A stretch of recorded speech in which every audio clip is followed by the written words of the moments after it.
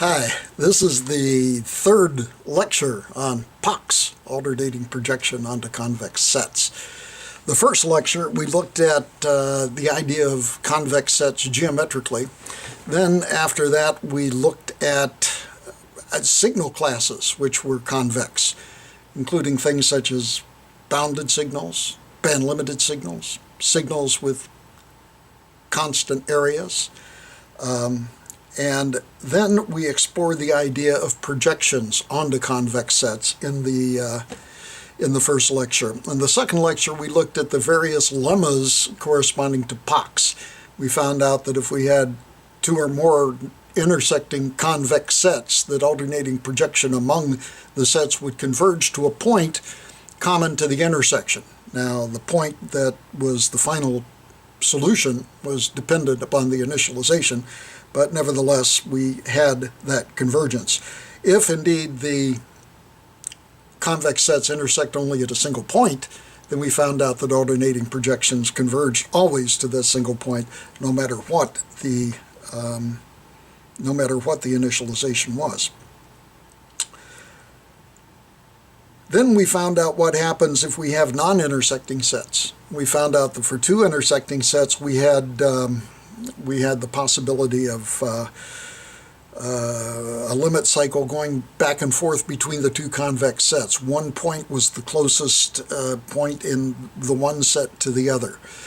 Then we found out if we had three non-intersecting sets that we had limit cycles, and the limit cycles were a function of the order chosen to perform the projections. So that wasn't too good. So therefore we came up with the idea of simultaneous projections. Simultaneous projections allows us to synthesize a signal which compromises between the inconsistent constraints. And this compromise can be shown to be optimal in a mean square error sense. So that's what we showed last time.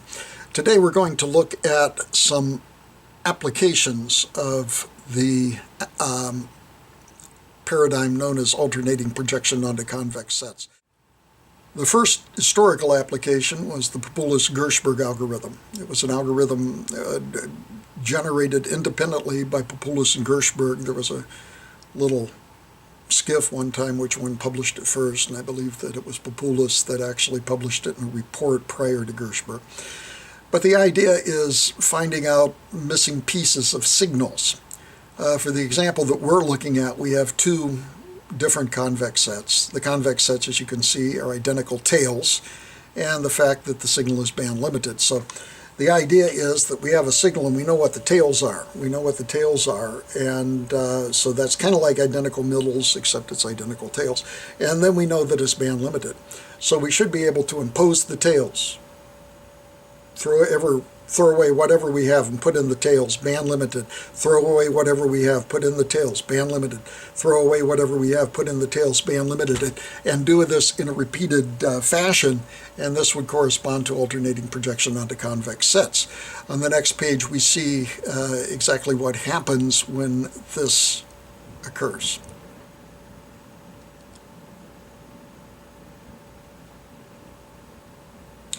So we can see that the Papoulis-Gerchberg algorithm generates the middle pretty well. As we go through, it looks like up to 96 alternating projections, and so we're pretty excited about that.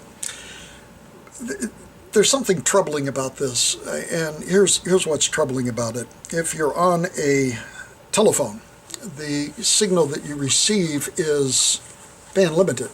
Usually the signal is band limited to about 3,000 hertz. You can't hear high fidelity over telephone.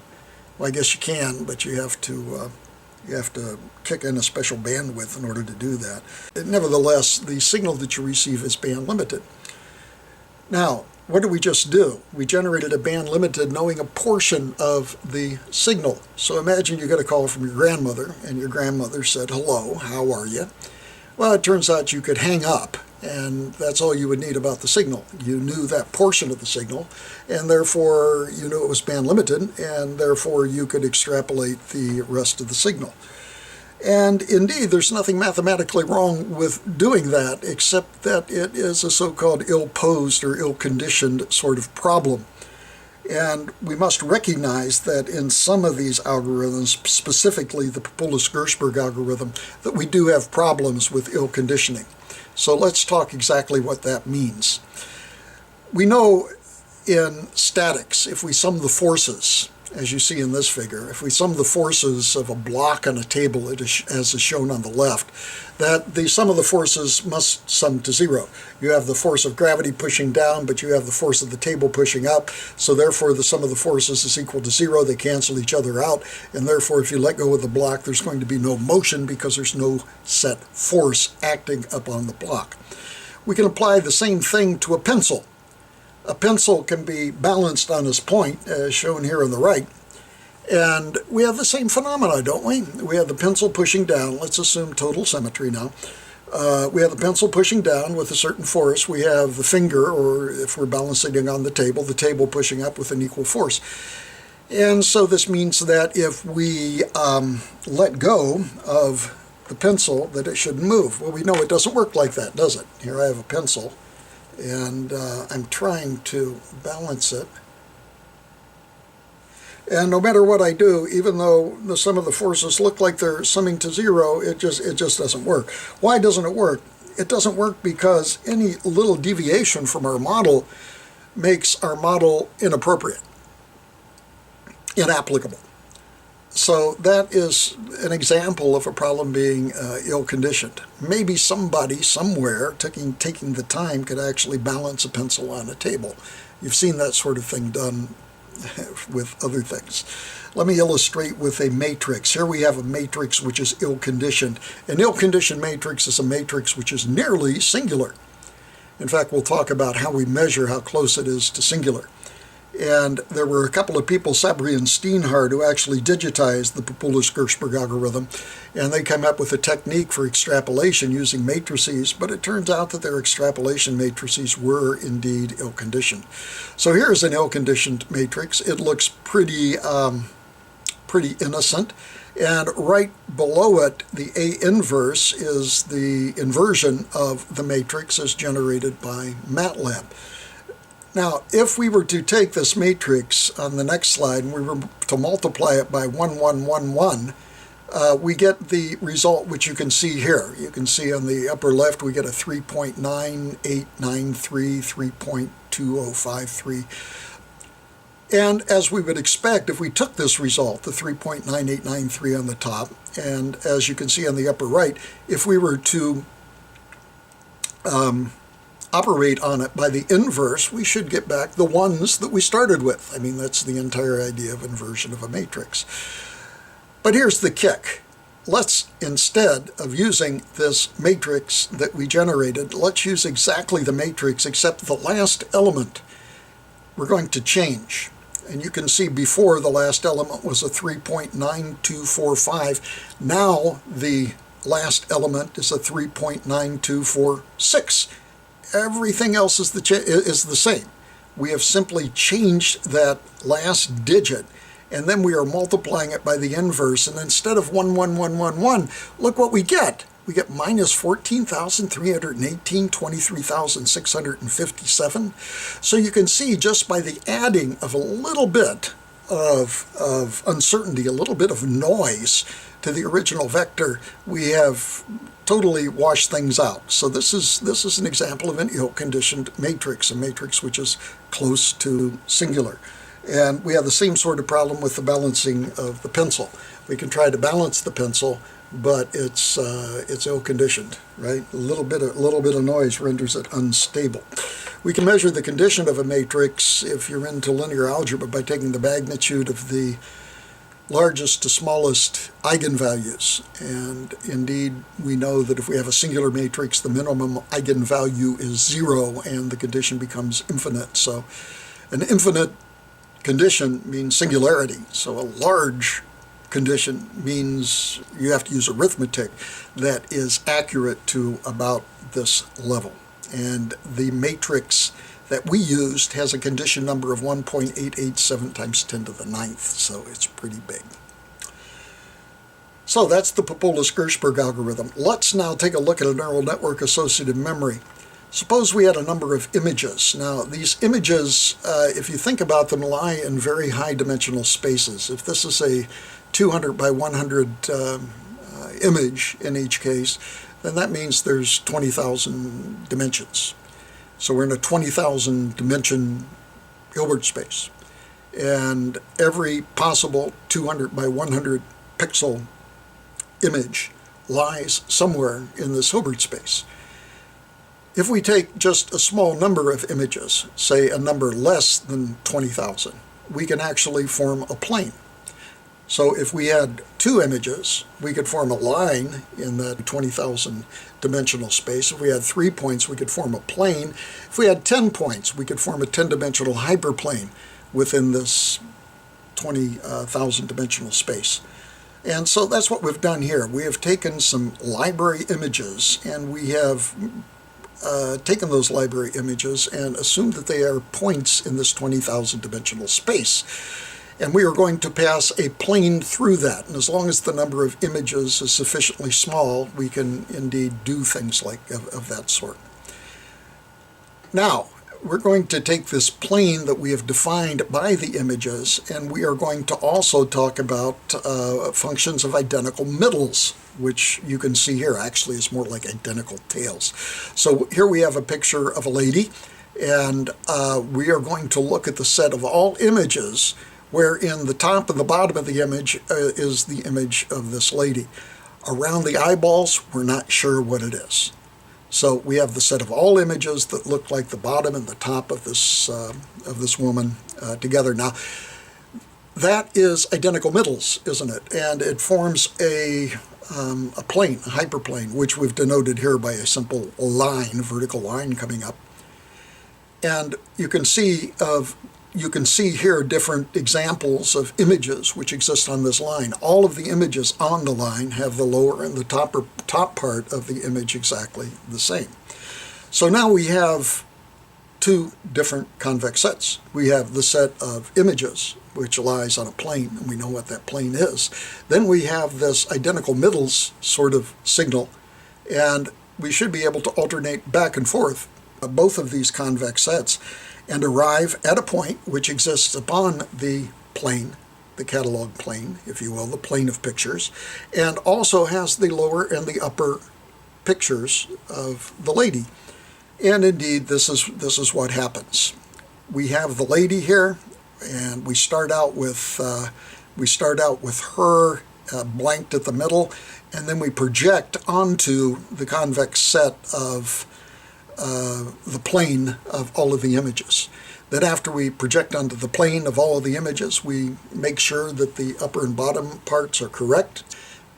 It's a lot like the Papoulis-Gerchberg algorithm, and we alternate back and forth between these two, between the identical middles, in this case the identical bottom and top of the image, and the plane of library images. And indeed, it should converge to the correct result. And you can see that indeed it does. Here's an example of the convergence. We start with 1 iteration, 2 iterations, and it converges in about 19 iterations. So the technique worked pretty well, simply by knowing that the image lived in a space which was defined by a number of images, and we had the upper and lower portions of the image. We wonder what would happen if we actually tried to reconstruct an image which was not in the original library.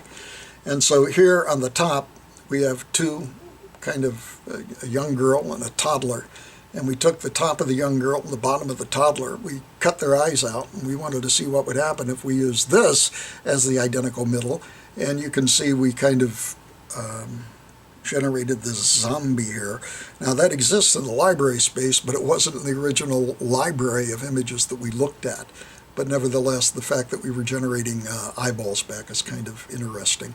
Here's another example. This is a library of mathematicians, and these are pictures of mathematicians, black and white images. They are all of the same dimension.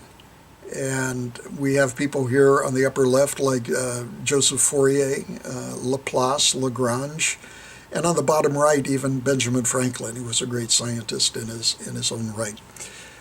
Faraday, in fact, referenced some of the work of Benjamin Franklin. Most of these are mathematicians, and we might ask ourselves, what does the average mathematician look like? Well, if we averaged all of these images, we get the figure shown at the bottom right here, and it looks kind of like a ghostly, strange person. So that is the average of all of the images that are shown above. Now, here is the idea. We are going to take all of these images, and just like before, we are going to define a plane, and this plane is going to contain all of these images. There are far less images than there are pixels in the image, so we know that the plane is going to be a subdimensional hyperplane in this higher dimensional space. Then we might ask ourselves, if we have Fourier, and we're going to say, okay, if we're given Fourier's eyeball, as you can see, what happens if we alternately project between the identical middles, that is a mathematician that has Fourier's eyeballs, and this plane of all of the images? And in 512 iterations, 512 iterations in the upper right, you can see it worked pretty well. As you might imagine intuitively, the greater percentage of the eyeball that is known, the faster that's going to converge. So in the middle here, when 4% of the image is known, you can see that the 512 is enough to generate Fourier to a little better accuracy. In the bottom, we have 16% of Fourier's face, and indeed it converges very, very quickly. So as we might imagine, the greater percentage that we have of the known picture, the quicker that it converges to the correct result. What about library size? You would imagine that the more elements in the library, the higher dimensional the hyperspace, and maybe the slower things would converge, whereas if you just had a few images, it would converge much more quickly. The following results confirm that. Here is a convergence as a function of library size. On the top, we have 56 of the pictures in the library, and we just use Fourier's little eyeball, and we get pretty good convergence here. As we decrease the number of elements, you can see that the convergence is even better. The bottom row, we only had 7 elements, seven pictures in the hyperplane. And we started out with Fourier's eyeball, and it was a very low-dimensional, 7-dimensional hyperspace in this very high-dimensional pixel space, and you can see that it converged very, very nicely. So alternating projections did work, and as you might imagine, the smaller the library size, the quicker it's going to work, because that's less that the associative memory has to recall.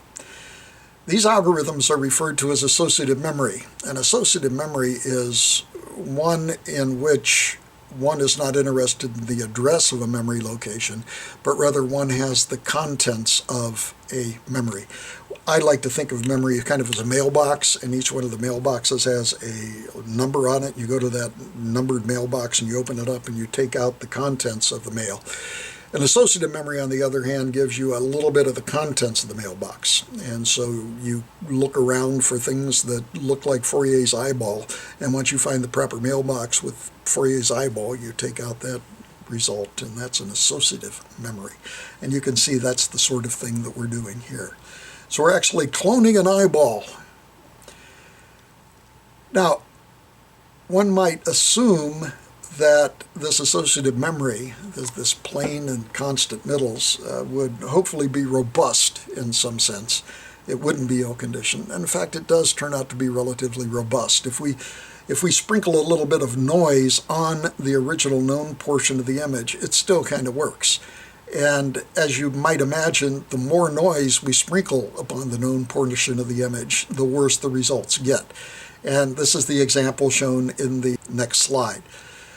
You can see here that we added noise of different standard deviations, and the upper left corner is the eyeball of Fourier. And you can see that there's been quite a bit of noise sprinkled upon the eyeball, yet the associative memory, the POCS algorithm, is able to restore Fourier pretty well on the right after only 128 iterations. As we decrease the noise level, we get better and better results. On the second row, we have 0.45, a standard deviation, then we have a standard deviation of 0.30, and then a standard deviation of 0.15. The smaller standard deviation gives the most clear reconstruction of Fourier using the method of POCS. As before, I wondered what would happen if we started the initiation of the POCS using identical middles which were not in the original library. So we used the top part of the great mathematician Euler and the bottom part of the great mathematician Hermite. And this is the result that we get. Now, this turned out to generate a limit cycle, and the limit cycle was between the two convex sets corresponding to the identical middles and the library of known mathematicians. And this is the result that we get, because it turned out in this case that there was no intersection between the top and bottom and that original image plane. And what we got here is shown on the right. One of them is in the set where we've imposed the identical middles. Then if one takes that and projects it onto the plane of mathematicians, one gets the image which is shown on the right. And I wanted to see what happened if you took my eyeball and you put it into the POCS instead of Fourier's eyeball. And again, we generated a limit cycle, and this limit cycle is shown on the right two figures on the bottom. And one, we get kind of a spooky guy with a clear eyeball, and the other one we project on there as we get a guy that kind of looks like the average mathematician, but a little bit more pronounced. You can see his lips and nose a little bit more specifically. So we get something not of this library. So that concludes the associative memory of POCS. Very, very curious. I don't think anybody is going to use an associative memory based on POCS, but it is a fascinating and I think very instructive illustration of the power of POCS to restore images when we know only a portion of the image. So next, let's look at subpixel resolutions. The idea is that you have a camera with very large pixels that's trying to take a photograph of something of high resolution.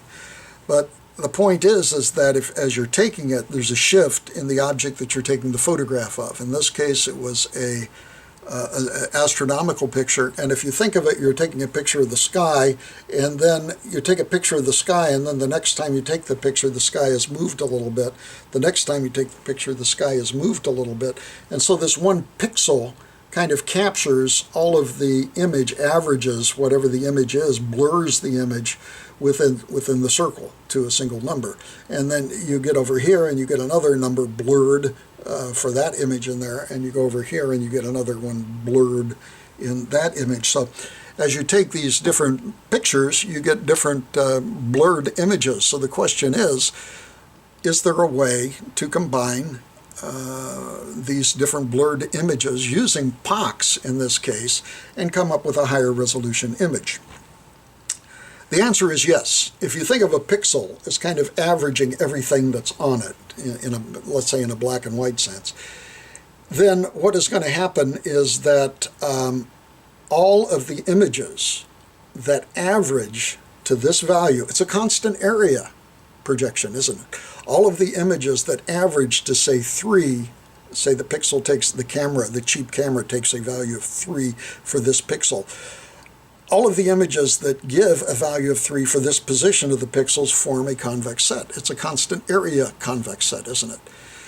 And so if we have a pixel here that sums up to everything sums up to 2, and we have another pixel here, everything sums up to 1, then we have two different convex sets, and the convex sets actually intersect each other. They better intersect each other because it comes from an image and portions of the image are overlapping. So what we can do is we can go and we can impose the area here, and we can impose the area here. And if we only have 2 pixels, we would just go back and forth and impose the areas. But of course, we have an entire array of pixels, so we would have to go and we would have to do each one of the larger pixels and do the alternating projections and maybe go through the very large pixels one at a time. So getting back to here, we have these different images, And as you can see, these images have a breakout, and this is from the web page, and the reference is on the web page here. And you can see by taking multiple images that one is able to take this result and actually resolve that there are two stars here, there are two bodies. In a similar fashion with this, with the subpixel resolution using POCS, one is able to find out, well, it looks like there's three bodies here. So you can see by using this subpixel resolution that we can get higher resolution simply by applying POCS in the constant area paradigm. So here's a computer-generated example, which is kind of fun. On the right here, we see a picture of a man and a woman, and we have one pixel, and it's kind of this one square pixel, and all this pixel can do is take the average of all of the points within that specific image. Now, as the pixel begins to move around, it's going to take different gray levels at different points. So the object is imaged with an aperture covering a large area. The average or the sum of the object is measured on as a single number over the aperture, over the big gray level pixel. The set of all images with this average at this location forms a convex set.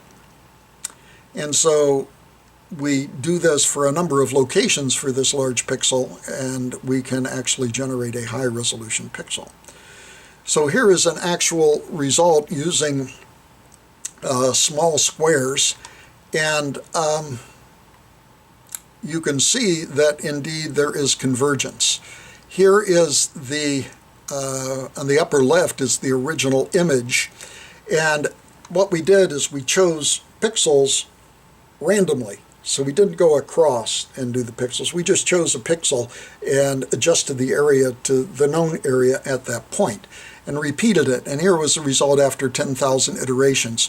You can see little boxy structures here, especially along the sleeve after 10,000 iterations.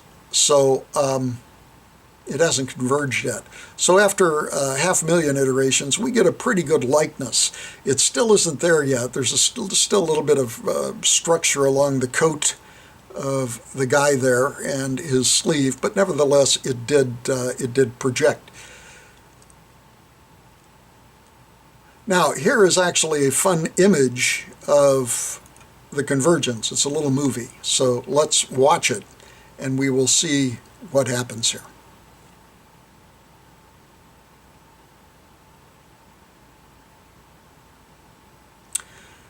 One of the things that does happen is that the image after a while looks like it isn't changing at all. What we get is diminished returns in this case, because the convergence of the picture one can show is a exponential, like a capacitor charging up, a 1 minus e to the minus x. So you get to a point which is close to being asymptotic, and you're only making incremental improvements here, but nevertheless you are getting the results.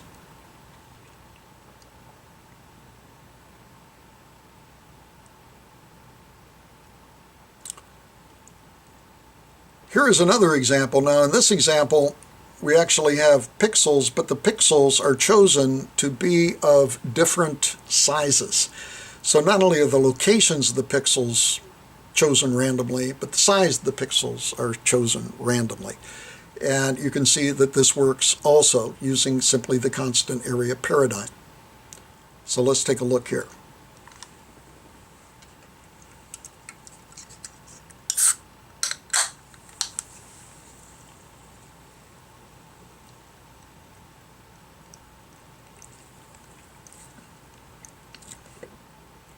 Again, we get to a point where we don't see a lot of improvement. That's because we eventually get diminished returns with the manner in which this POCS iteration converges. With that, let's look at our next application, which is radiation oncology and tomography. It turns out that the oncology, at least that we're looking at, is very similar to the opposite of tomography.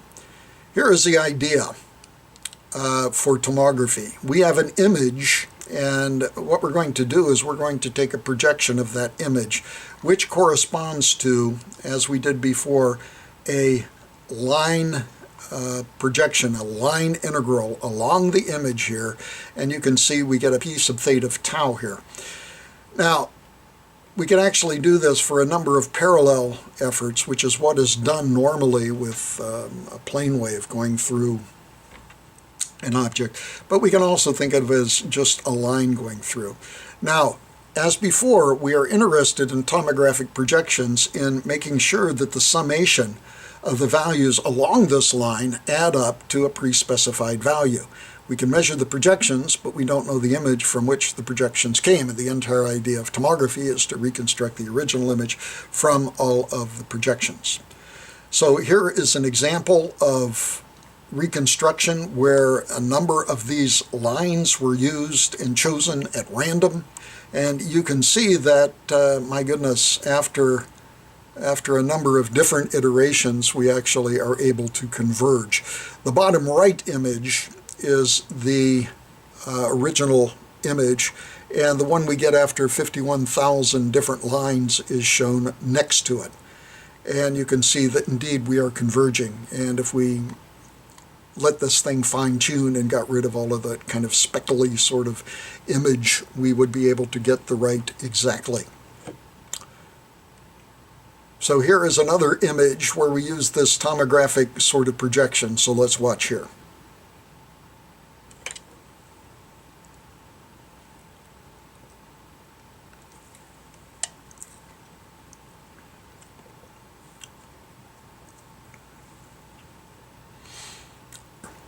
Again, we get diminished returns.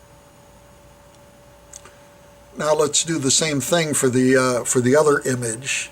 The image on the left reminds me of, what is it, Lord of the Flies. It's actually two of the guys in there, my uncles, when they were little kids in West Virginia.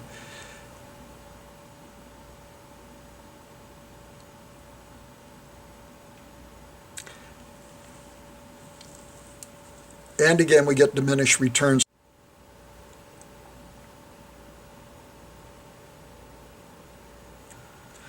So we see that both the subpixel resolution and the tomography reconstruction are exactly the same algorithms. In the subpixel resolution, you're taking the constant area within a pixel. For the tomography, you're taking a constant area under a line projection. So in the first case, you're making sure that the area is that the value, the known value of the area within the pixel is met, and it's the same thing as the case along the line. So the algorithms are exactly the same. In both cases, we have thousands of convex sets. Each time we take a different pixel, that's a different convex set, and we're assured that the image that we're looking for is at the intersection of these 1,000 convex sets, and we will eventually converge to that result.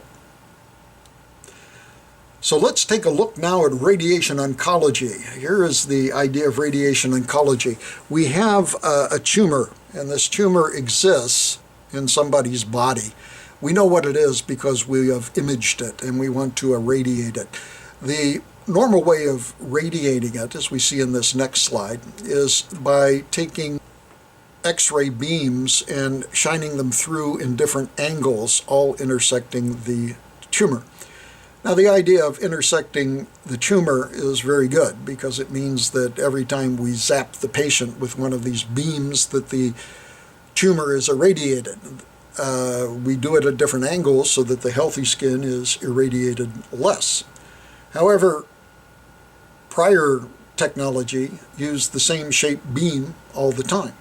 So radiation oncology asked the question, what would happen if we were able to sculpt the beams? In other words, just not have a beam which looked like a pencil tube, but maybe had a beam that was lighter on one side and heavier on the other one, or very intense in the middle and light on the outside. And there is the technology to do that now. The question is, though, given the shape of the tumor, how indeed do we sculpt these beams to irradiate the tumor? You will notice this is something like tomography, except it's kind of backwards. Instead of trying to reconstruct an image from the projections, we're trying to get the projections of these different beams in order to match the shape of the tumor. So they're very, very similar, so it shouldn't be too surprising that we're able to use POCS to solve this. And here is an example of application of POCS. We have normal tissue, we have the tumor, and the tumor sometimes is wrapped around or adjacent to a critical organ. Now this critical organ is one that can only stand a little bit of radiation before you get severe problems. The normal tissue can take a little bit more. So we're actually going to characterize these tissues by the different levels of radiation that they could take. Now what are our convex sets? The convex sets are, as you can see, C sub n is the set of beams giving dosage n in less than T sub n. Now the subscript n here stands for the normal tissue. So therefore this gives us the value of the dosage in the normal tissue. C sub c is on the critical organ, so we got to make sure that this T sub c lies below some sort of threshold set by the medical doctor. And then the T sub t is the set of beams patterns giving a dosage T in the tumor. Now, I found out that medically you want to set actually limits. You want to have the lower portion and the higher portion dosage, and you want to hit between those two. I always thought that the higher the dosage, the better, but there's some reason that you don't want to do this. You don't want to get cold spots, which you would get by going below the threshold. You don't want to get hot spots by going above the threshold. And then something else, you need to tell the beams that they need to be positive. In other words, we can't have negative beams. So we have kind of a constrained set. We have to have just positive signals. It's kind of like a bounded signal with the upper bound not existing, but the lower bound being 0. We can't go below 0. So those are the criteria. And here is an example of a target that was used using POCS. And here is the radiation which was developed. Now, I'm not showing the beams. The beams are available if you want to look at them in the book, Handbook of Fourier Analysis.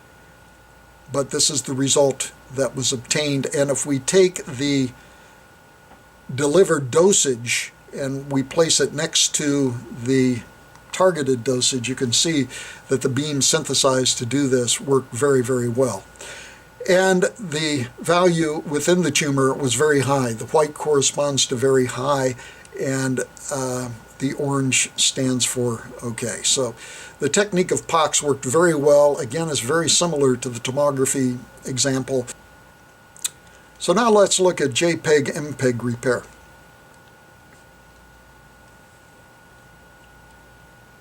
We're going to look at block loss recovery techniques for image and video communications, the transmission and error.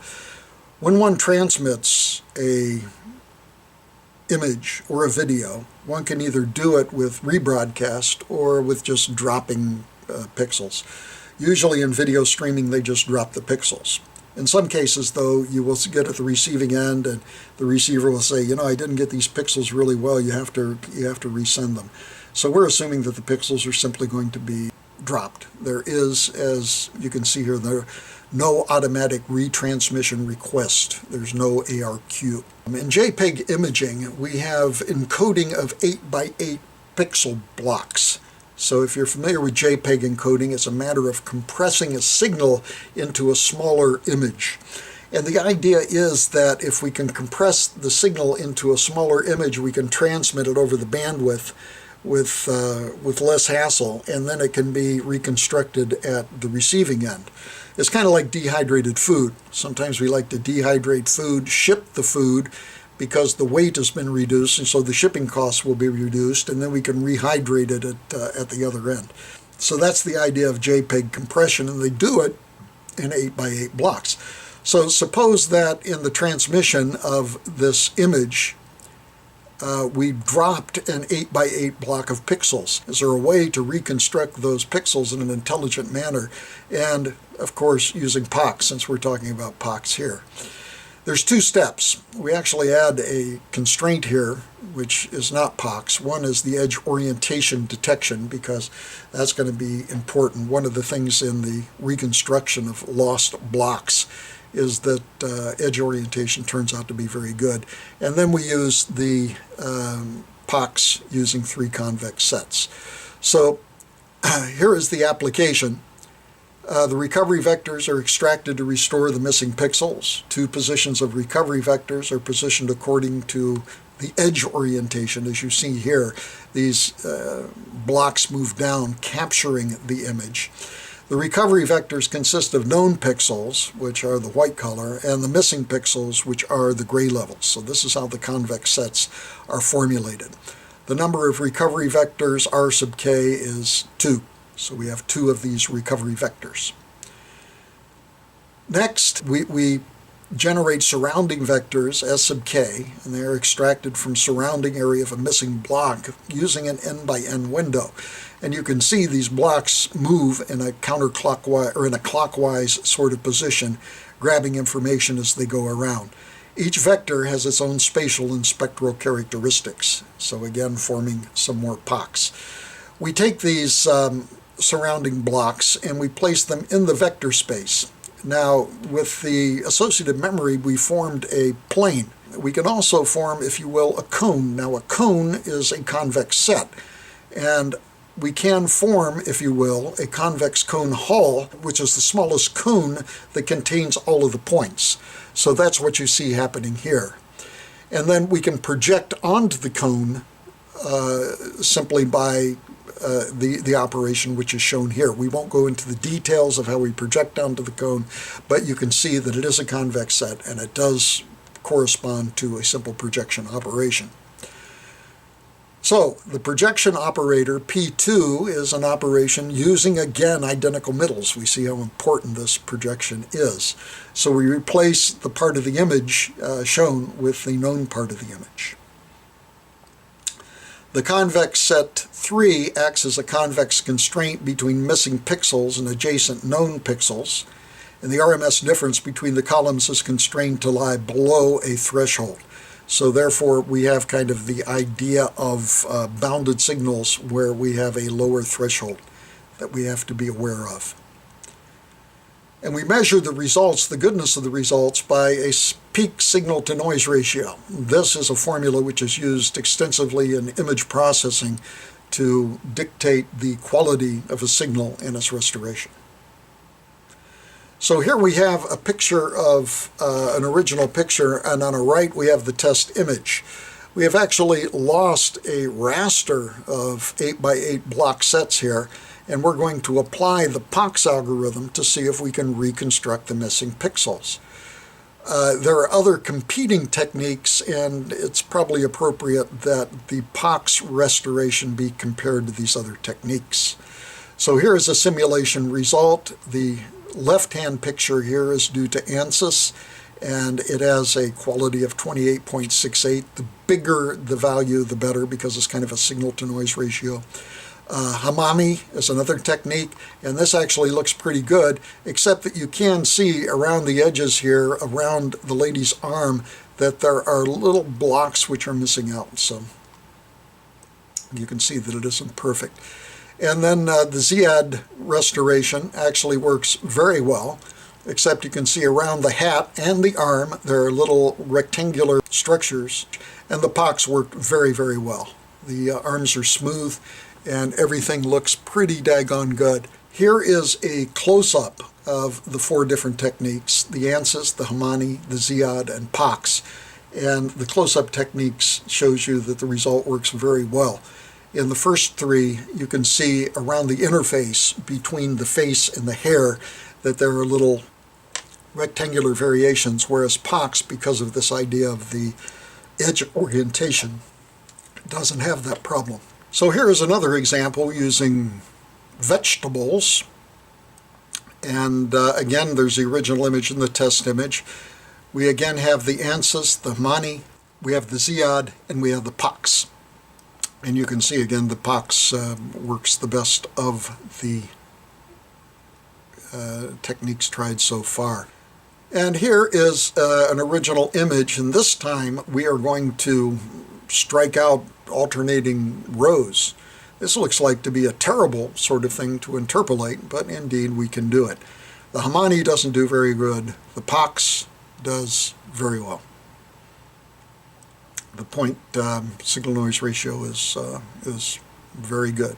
It isn't perfect, but we're asking the algorithm to do a lot. And so the fact that we got something that was kind of good is really remarkable if you think about it. Now we're going to apply this to restorations of videos. And on the left here, you see an original sequence. And on the right, we see the sequence also.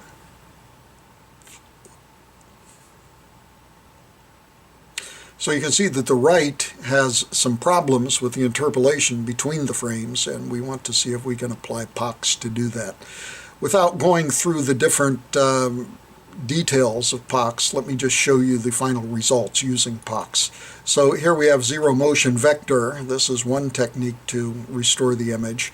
And then we have the average of surrounding motion vectors, and that has a point signal noise ratio of 18.46. So this is the result we get here. Here are two other techniques, motion flow interpolation and boundary matching.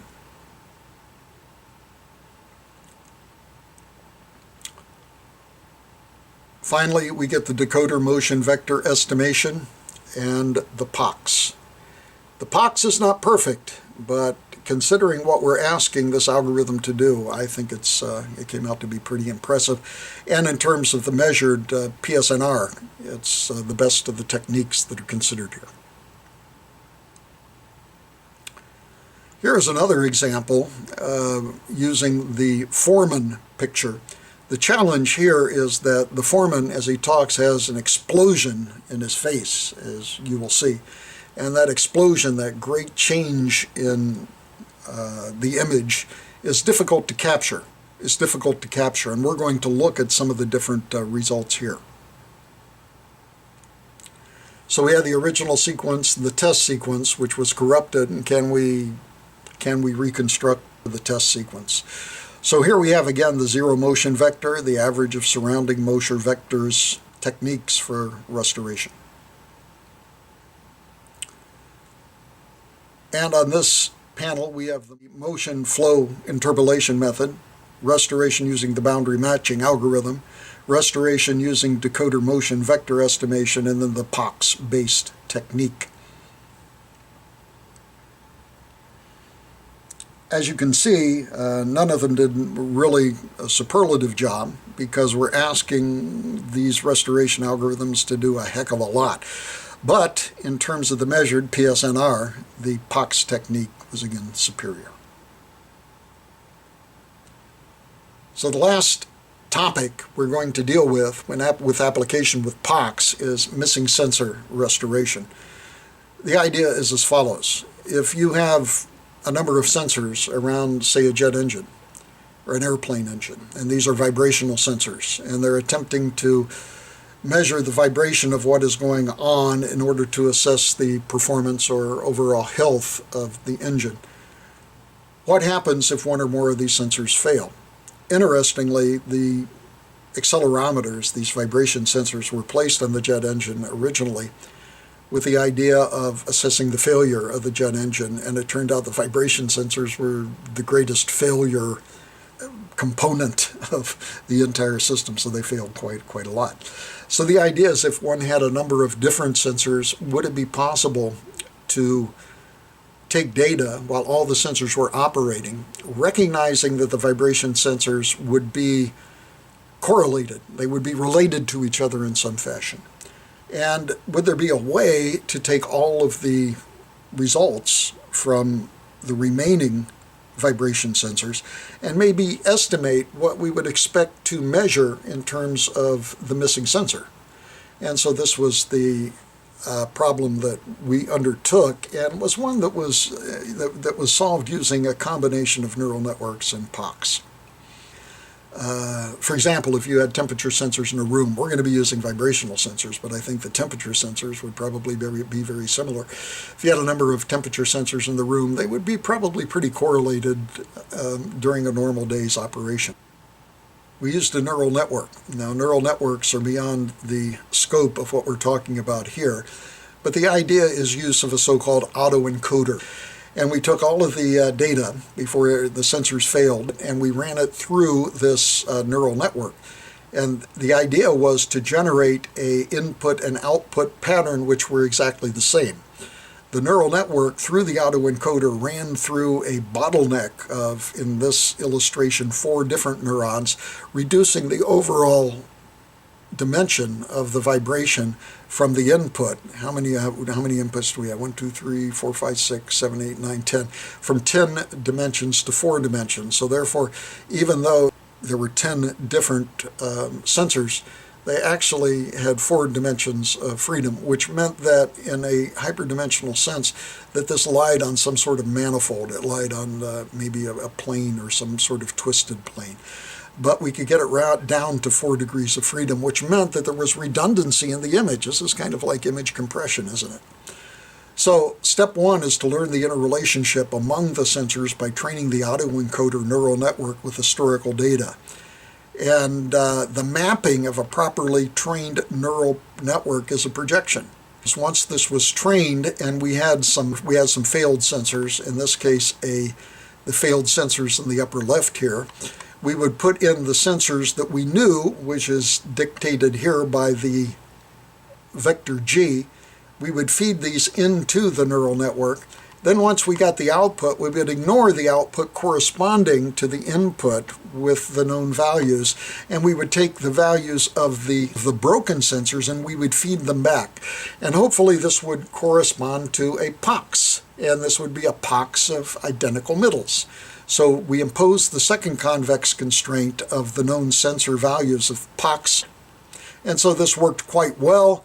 Here are some of the vibration sensor outputs for X, Y, and Z direction. And here is an example of what happens. We have on the top the results of all of these different sensors. And on the bottom, you can see we have the known values, and the values on the right were assumed to be lost. And they were able to be restored with incredible accuracy because of the redundancy of the readings, which was kind of nice. Here is a little bit more drastic. Here, it looks like half of the sensors are known and half were missing. So at the bottom, we show the errors. Now, to date, we have talked about alternating projections onto convex sets. There are many interesting cases where we have sets that aren't convex, and we can kind of do something like project onto them. And these techniques work, even though we can't back them up with the solid mathematics we would expect of POCS. And we're going to look at 2 of these examples right now. These are called generalized alternating projections. And hey, if you can apply it and it kind of works, then go ahead and use it. You don't need the underlying mathematics if something works. So here is one of the examples, ambiguity function signal synthesis. There is a function called the ambiguity function. It's used in radar to determine the ambiguity between measuring the simultaneous position and velocity of and so we're going to talk about the ambiguity function without getting too much detail into what is happening, except to say that there are places the ambiguity function we would like to set to 0. We would like portions of the ambiguity function plane to have 0 ambiguity. So here are the constraints that we have. One of the things we would like to have is limited peak to average power ratio on the signal that we synthesize.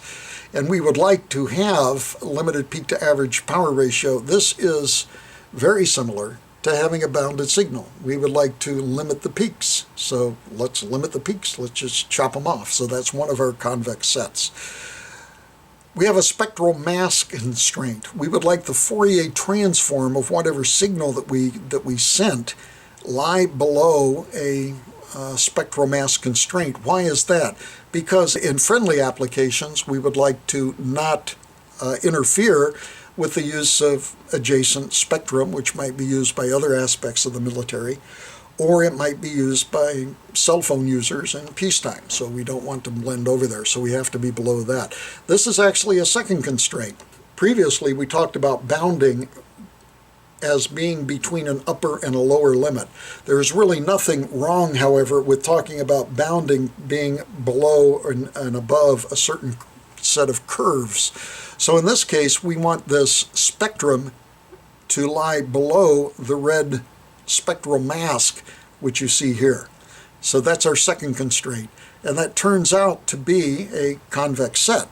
Now, it isn't a square box anymore, but rather it's a rectangle. It's a rectangle whose all of whose sides are not the same. The rub comes in the targeting of the ambiguity function. On the right here, you see some red and some blue. What we would like to do is we would like to zero out the blue. We would like to have the ambiguity function be 0 here. But it doesn't constrain itself to a convex set. The projection is onto a set which is not convex, but nevertheless we can project onto it by taking a signal, making the ambiguity function, and then zeroing out the ambiguity function, and then kind of inverting the ambiguity function back to original signal. But the operation of doing that is unfortunately not convex. Nevertheless, this technique seems to work. We're doing 3 different projections onto 3 different convex sets. The limited peak to average power ratio, the spectral mass constraint, and the ambiguity function, which again is not a convex set projection. And you can see that the synthesis works pretty well. On this page we can see the minimization function. The ambiguity function of the synthesized signal is shown right next to it, and you can see it pretty well conforms to the constraints that we imposed on the ambiguity function. Also importantly, the spectral mass constraint was adhered to. You can see in the middle figure, and the signal that was synthesized is shown here on the bottom. So this is again an example of where all of the sets are not convex, but where alternating projections still kind of works. Here is another example of generalized alternating projections. It's the Gerchberg-Saxton algorithm. The Gerchberg-Saxton algorithm was developed, as you can see, by Gerchberg and Saxton, and yes, it is the same Gerchberg that did the Papoulis-Gerchberg algorithm. The idea is as follows. In Fraunhofer far-field diffraction, which is something that we see in radar antennas, optical diffraction, it's also used in sonar, the far field is given by the Fourier transform of the diffracting aperture. And there is also an accompanied spherical wave on which this Fourier transform rides, but let's not be concerned with that. We're simply able to detect the aperture, and we're able to detect the far field, which is the Fourier transform of the aperture. We are limited by expense to so-called square law detectors. They're really cheap. We can measure the magnitude, but not the phase of an incident waveform. The phase can kind of be thought of as the angle of which the approach is. Now, if you have a plane here and you see a circle, you don't know where that circle of light came from, say from a laser pointer. You don't know if it came from straight on, you don't know if it came from an angle, you don't know which direction it came from. Maybe by looking at the elliptical nature, but let's assume that we're not worried about the elliptical nature. We only see a dot and we just don't know which direction that it came from. And it's very easy to measure the magnitude. You can just put up a pixelated camera and you can take a picture of the magnitude, but you can't take a picture of the phase, the angle at which all of this light or illumination or radiation came from. So therefore, the Gerchberg-Saxton algorithm asks the question, suppose that we had an aperture in a far-field diffraction and we measured both with the square law detector so that we only knew the magnitudes. Now, does it make sense that knowing the magnitude of the diffracting aperture and the corresponding Fourier transform that we would be able to reconstruct the phase of the original object? And indeed, this is the idea behind the Gerchberg-Saxton algorithm. Unfortunately, the set of all images with the magnitude of the image equal to a known image is not a convex set, so therefore there's really no projection onto convex sets. But we can impose an idempotent projection and keep the phase and impose the magnitude. For example, if you had an image with a magnitude and phase, and you knew the magnitude should be this, but it isn't this, what would you do? You would substitute the magnitude and you would keep the phase, and that would be your projection. let's take a look at the next slide. Here is the Gerchberg-Saxton algorithm. We start out with an image, G sub n, which has some sort of magnitude and phase. We Fourier transform it, but whatever that transform is, we know that the magnitude of that transform is incorrect in general because we know what that magnitude should be. So therefore we keep the phase and we impose the magnitude in the Fourier plane. Then we do an inverse Fourier transform to get back to the spatial domain. And again, when we get here, we know that that is improper because the magnitude is not equal to the known portion of the image. So what we do is we impose the magnitude again of the image and Fourier transform it. And I think you can see what is happening here with the projections, the alternating projections onto non-convex sets. We are simply going back and forth between the image and its Fourier transform, and we are imposing the magnitude. This then is basically the Gerchberg-Saxton algorithm. Now, it hasn't been proved to converge, but it converges quite often. There are some people that say it works for a while but soon stagnates. I think that probably depends on the application you're looking at. But here is an application that we would like to have. Suppose that we want to perform a transformation from sad to happy. So on one plane we have this gray level picture of a sad person, and on the right we have a gray level picture of a happy person. And we would like these two images to be Fourier transforms of each other, at least in terms of the magnitude. So we know the magnitude of the image on the right. We know the magnitude of the image on the left. We know they're related by the transforms. Is there a way that we can actually find a phase to make them equal to Fourier transforms of each other? We can do this by application of the Gerchberg-Saxton algorithm. Here are some of the results of that. Here is the operation after 2 iterations on the left, in the middle 5 iterations. You can see that we have convergence quite quickly on this specific problem. On the next slide we have convergence after 25, and after 50 iterations we're home pretty well. On the right side we can see the phase, and the phase doesn't mean anything here. It looks like actually random noise, but this was the phase that was generated that allows the sad to the happy transform to be to work. So that's the Gerchberg-Saxton algorithm. We have covered quite a lot in these 3 lectures. I would refer to my book, Handbook of Fourier Analysis and its Applications. There's an entire chapter there on POCS. Many of these examples were taken from the book. And if you don't find it there, please consider going to my website, because many of these other things are papers that I've written with very esteemed colleagues, and they will be on the website. And the website, as you can see, is robertmarks.org, and you can go to reprints and publications, and copies of all of those publications are there. So, thank you, and I hope you've enjoyed the short course, and may all your projections converge.